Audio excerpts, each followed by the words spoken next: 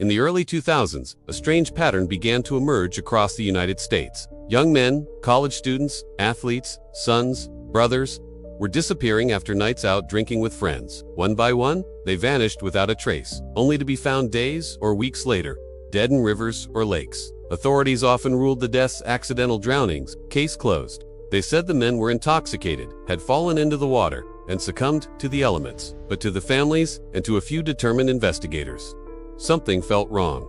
Very wrong. Over 40 cases shared eerie similarities. The victims were all young, fit, intelligent. They disappeared under similar circumstances. And most importantly, their bodies were always found near water. Then came the most chilling detail. In many of these locations, near where the bodies were discovered, there was a symbol, a crudely drawn smiley face.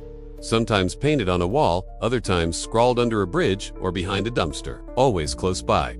Always watching. Retired NYPD detectives Kevin Gannon and Anthony Duarte began connecting the dots. They believed these weren't isolated accidents. They believed this was something coordinated. A group or possibly a cult was stalking and murdering these men, and the smiley face was their signature. The FBI dismissed their theory, calling the smiley faces coincidence and the deaths unfortunate accidents. But the families refused to believe that. Their sons didn't just fall in. They were careful. They were strong swimmers. Some had bruises, some were missing for too long. Their bodies suspiciously preserved despite being in water. Then came the case of Dakota James.